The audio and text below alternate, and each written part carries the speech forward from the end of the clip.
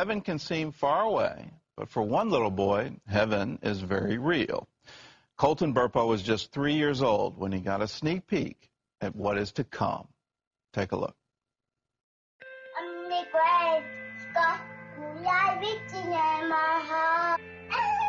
How old are you today?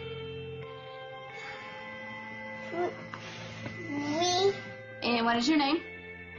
And where do you live? Nebraska. Who's your mommy? Sonia. Who's your daddy? Daddy. Popo. Who's your sister? Cassie.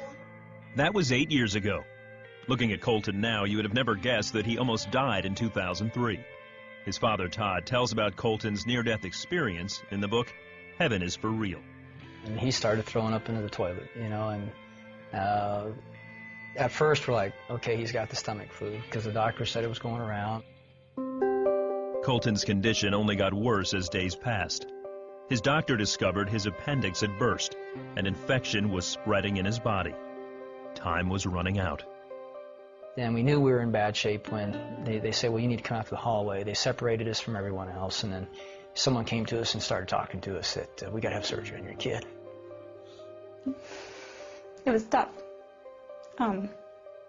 Seeing your boy be lifeless when he was a very vibrant child. And it was at that moment that we were looking at each other. I remember my wife holding Colton in that hallway, just us. He's not even moving. We went to the surgery prep area, and I remember them hauling him away and him just yelling at me, Daddy, don't let him take me. Daddy, don't let him take me. And I went back to the pre-op room where we had left some stuff, and I was finally alone, shut the door, and I just broke down and I was mad at God. I just frustrated, fed up. And I remember telling him, I said, God, after all I've done for you, and now you're going to take my kid? This is how you treat your pastors? And I was calling our prayer chain. I was calling anybody that would be on the other line to get Colton on the prayer chain because it was bad.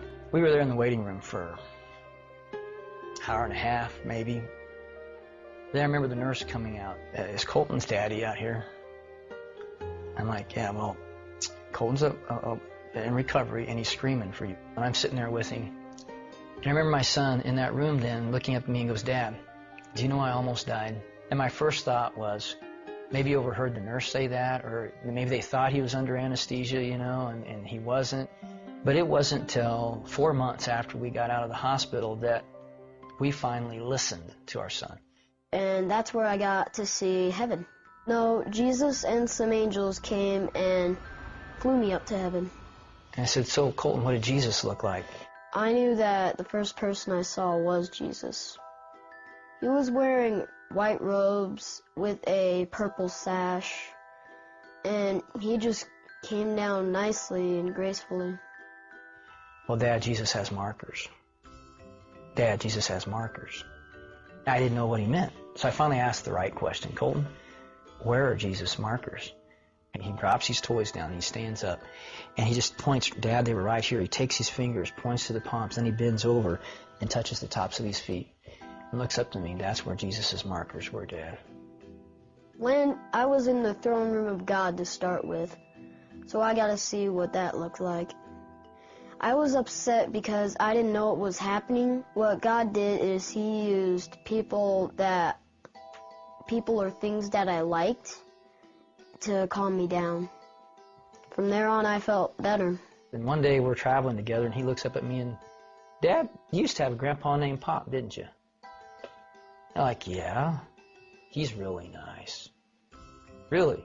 Yeah, you used to play with him as a kid and work with him on the farm and shoot stuff with him. And I'm like, yeah, how do you know that? Well, he told me. A figure came up, and he was Pop. He asked me, are you Todd's son? I said, yes. He said that he was his grandpa, so that's where I met him. Yeah, Pop, I was very close to him. And he was my most significant male role model when I was a kid growing up. But he was killed in a car wreck before I turned 7. I was busy paying bills again, because that's my job.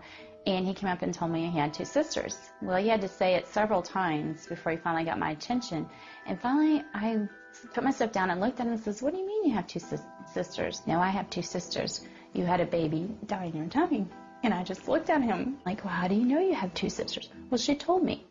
And then he proceeded to describe her. She looked like Cassie, but she had brown hair. And first time when she saw me, she just came up and hugged me. We knew this was true because he said, "She kept hugging me. She wouldn't stop hugging me, Mom," and I didn't like that. Well, I'm not really the hugging type. I had miscarried the weekend of Father's Day weekend, which made it even rougher.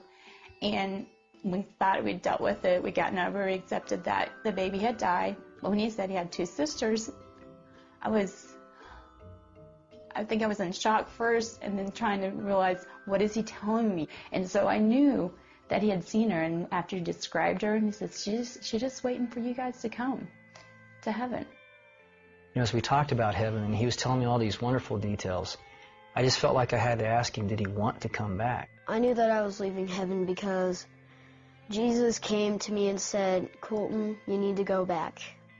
Even though I didn't want to go back, he said that he was answering my dad's prayer. And I remember that prayer. That irreverent, that disrespectful, screaming at God prayer. I was like, he's answering that prayer? Today, Colton is a healthy 11-year-old and shares his heavenly journey with boldness. I learned that heaven is for real, and you're going to like it.